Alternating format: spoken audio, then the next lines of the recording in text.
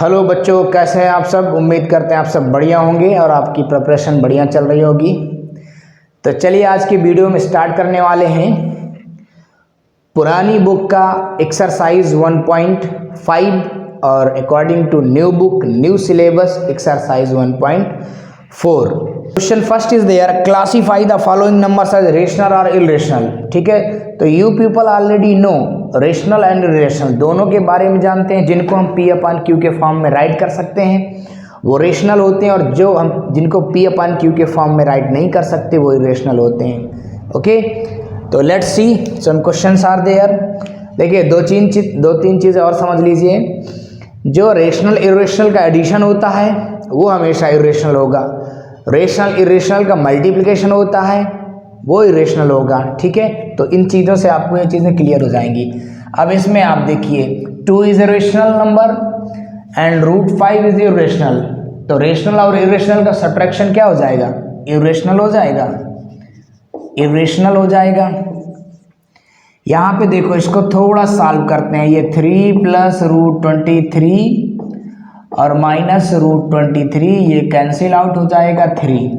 अब 3 क्या है आपको समझ में आ रहा होगा, ये रेशनल नंबर है क्योंकि हम इसको P अपॉन Q के फॉर्म में राइट कर सकते हैं। इसको थोड़ा सॉल्व करते हैं। सो 2 upon √7 upon 7 upon √7, so √7 cancel out, 2 upon 7, it means this is rational. It is already written in P upon Q form and where Q not equal to 0. 1 upon √2, it is already irrational number, irrational। कोई भी number under root में होगा और हम उसका square root नहीं find कर सकते तो वो डेफिनेटली इरेशनल नंबर है। 2π, you know pi is irrational. तो इरेशनल में रेशनल का मल्टीप्लाई करेंगे तो क्या आ जाएगा हमारा? इरेशनल ही आएगा। So this is your question number first. चलते हैं क्वेश्चन नंबर सेकेंड की ओर।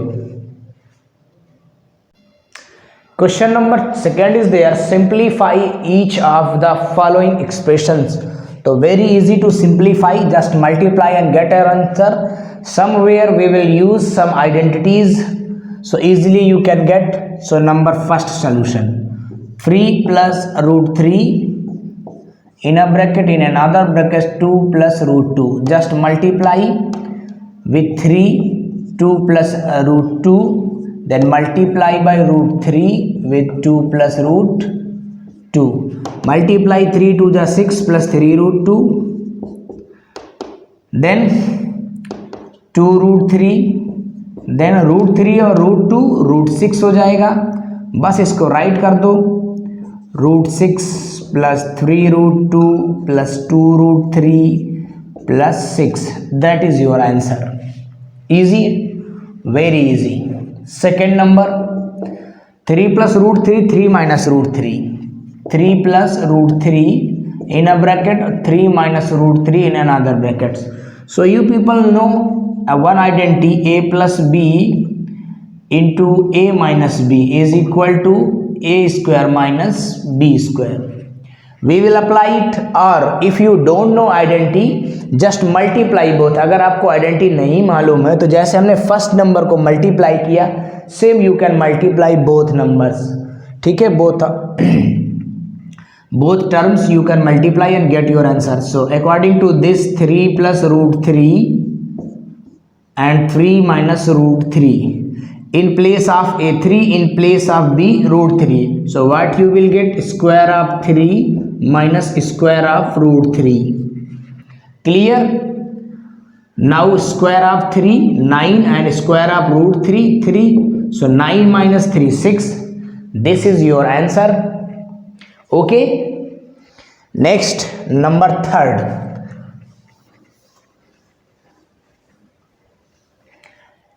number third is there, 5 + √2 whole of square। so you know identity, a + b whole of square, a square + b square plus 2a into b। तो just substitute the value in place of ab, 5 and √2 is there, So 5 plus root 2 whole of square equal to just square of 5 square of root 2 and then 2 into 5 into root 2.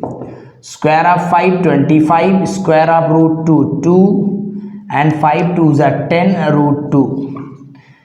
So 25 plus 2 27 plus 10 root 2, that is your answer. One more method is there. आप इसको एक काम कर सकते हैं, 5 plus root 2 in a bracket then 5 plus root 2 in another bracket. ठीक है, दो बार लिखा है, पावर 2 है, मतलब हम इसको दो बार मल्टीप्लाई में लिख सकते हैं. अगर आपको आइडेंटिटी नहीं आती तो इसको आप मल्टीप्लाई कर दीजिए, you will get same answer. Okay, then number 4 and the last one of question number 2. बहुत इजी एक्सरसाइज है. So number 4 is there, root 5 minus root 2 in a bracket, in another bracket root 5 plus root 2. Just multiply or use identity. So I am using here identity क्योंकि identity हमें काम आने वाली है. तो जितना भी identity हम यूज करने वाले हैं उतना हमें फायदा होगा आगे की कुछ एक्सरसाइजेस के लिए. तो this is a plus b a minus b type. So root 5 minus root 2 and root 5 plus root 2. So equal to what we will get? Just square of root 5 and the square of root 2 with minus, because minus sign is there in our formula. So square of root 5 5, square of root 2 2. So 5 minus 2 3. Clear? So this is question number 2. Now question number 3. So let's understand question number 3. Question number 3 को हम थोड़ा समझते हैं पहले. Recall pi is the defined as the ratio of the circumference say c and of a circle to its diameter d. This is pi equal to c upon d. This is question number 3. It is saying pi equal to c upon d. Clear? Have you seen the circle? Yes, definitely you seen the circle. तो जो हमारा circle होता है, this is the diameter and this is the circumference. So you know the value of circumference. Circumference की value, c की value क्या होती है? 2 pi r और d क्या होता है? Diameter 2 time of radius. तो just 2 r cancel out pi. So it means it is written proper pi equal to c upon d. लेकिन जो हमारा क्वेश्चन कह रहा पाई तो इरेशनल होता है. जस्ट हमने फर्स्ट क्वेश्चन में ही अभी किया, 2 पाई को हमने इरेशनल लिखा because pi was irrational, that's why 2 pi also irrational. ठीक है, तो क्वेश्चन कह रहा है पाई तो इरेशनल होता है जबकि pi equal to c upon D. c upon D in form of p upon q.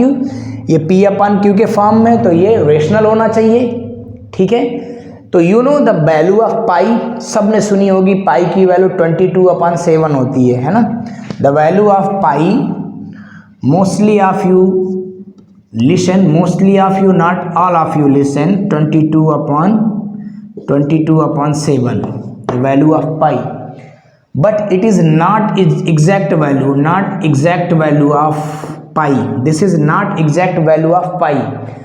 ये पाई की एग्जैक्ट वैल्यू नहीं, लेकिन हम इसको यूज करते हैं अपना कैलकुलेशन इजी करने के लिए.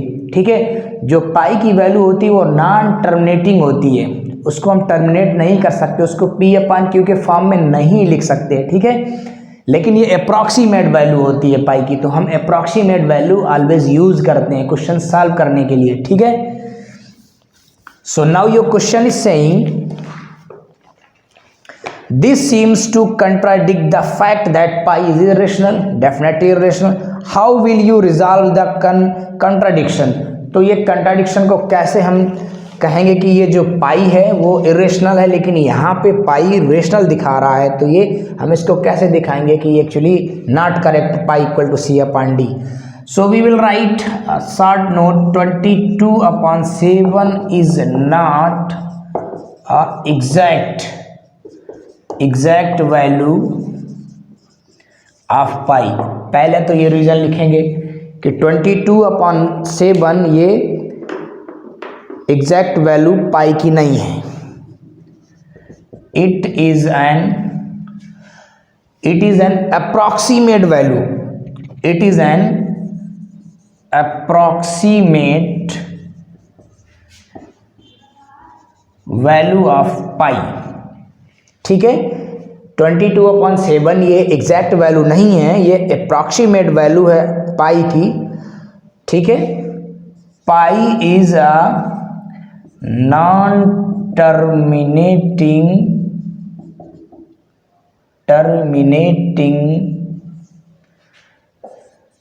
Non recurring. पाई की जो वैल्यू होती है, जो पाई होता है, वो नॉन टर्मिनेटिंग और नॉन रिकरिंग होता है, नॉन रिपीटिंग बोलते हैं। सो दिस मीन्स अगर वो नॉन टर्मिनेटिंग है, नॉन रिकरिंग है, तो मतलब क्या है कि वो क्या है? This means pi is irrational. Easy. तो ये हम इसके कंक्लूजन में राइट कर देंगे और हमारा सॉल्यूशन कंप्लीट हो जाएगा। Number 4 is there, it is very easy.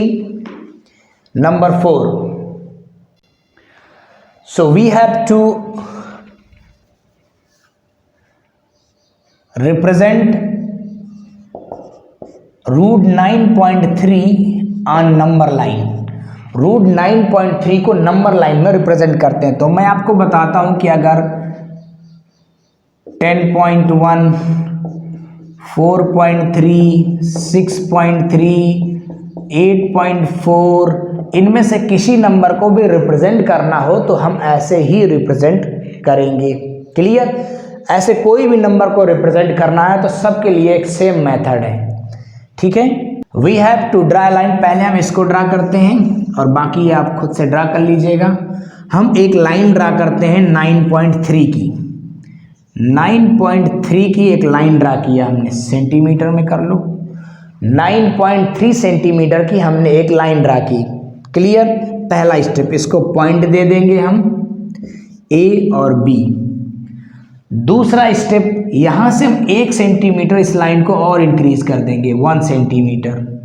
इसको हमने इंक्रीज किया और यहां पे पॉइंट दे दिया सी। क्लियर? नाउ अब ए और सी का मिड पॉइंट फाइंड करेंगे। यहां पे कंपास रखेंगे, एक आर्क लगाएंगे यहां और इसी कंपास से नीचे आर्क लगाएंगे। ठीक है, नीचे की तरफ आर्क लगाएंगे, फिर यहां कंपास रखेंगे, इन दोनों आर्क को बाइसेक्ट कर देंगे और इसको ज्वाइन कर देंगे। क्लियर? ये ज्वाइन हो गया तो हमें ये AC का मिड पॉइंट मिल गया।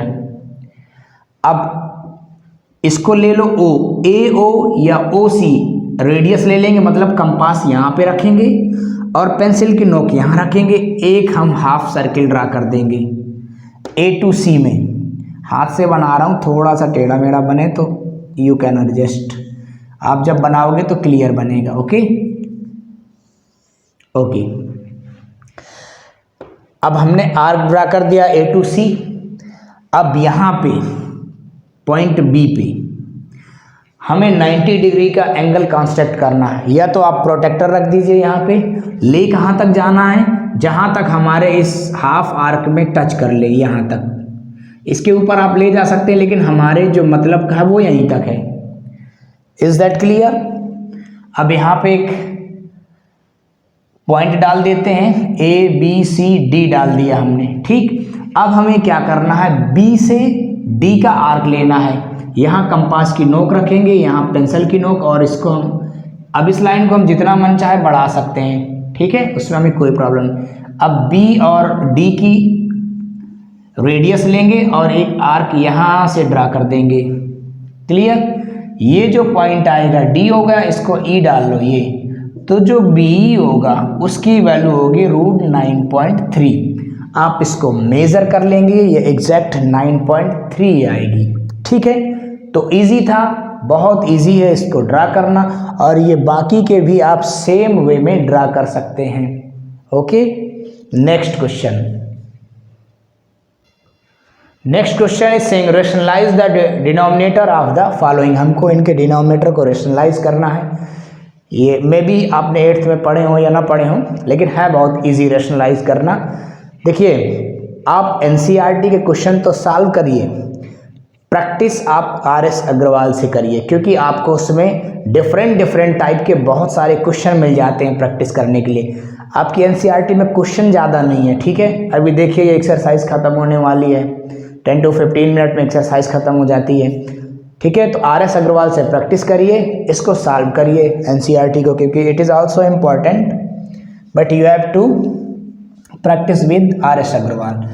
तो डिनोमिनेटर का रेशनलाइज करना, यानी कि डिनोमिनेटर से ही न्यूमरेटर और डिनोमिनेटर में मल्टीप्लाई करना होता है। तो it will be √7 and √7 into √7 it will be 7, that is your answer. Second 1/√7 minus √6, denominator को रेशनलाइज करना है। तो जब दो डिफरेंट नंबर होंगे, रूट में हो नहीं भी हो, एक रूट में हो दूसरा रूट में ना हो, लेकिन रेशनलाइज जब भी करेंगे तो डेफिनेटली वो रूट में नंबर होंगे। दो नहीं होगा तो उसमें से एक होगा ही होगा। तो उसका हम क्या करेंगे, साइन चेंज करते हैं और बस न्यूमरेटर डिनोमिनेटर में मल्टीप्लाई कर देंगे, √7 प्लस √6। 1 के साथ इसका मल्टीप्लाई करेंगे तो सेम √7 प्लस √6। अब देखो यहाँ पे a minus B a plus B का फार्मूला लग जाएगा, तो क्या होता है a² यानी कि √7 का स्क्वायर 7 और b² माइनस √6 का square 6।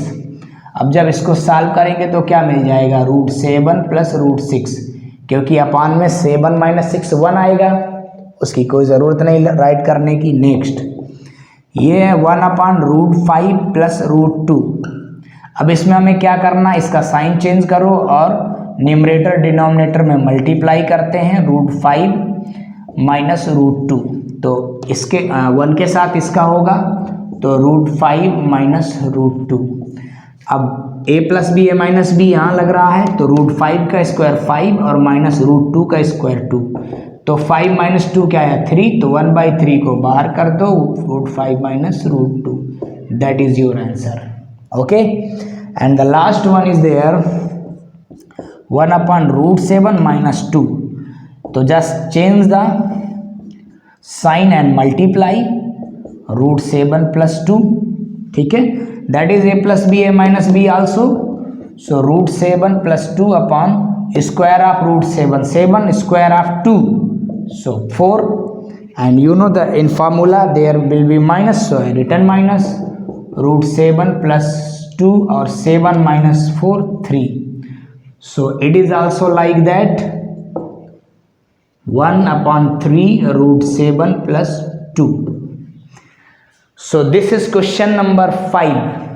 So now your exercise 1.5 of old book, पुरानी जो बुक चलती थी उनका, और according to new book 1.4 and according to old book 1.5. okay, so now it is completed. तो मिलते हैं नेक्स्ट एक्सरसाइज में।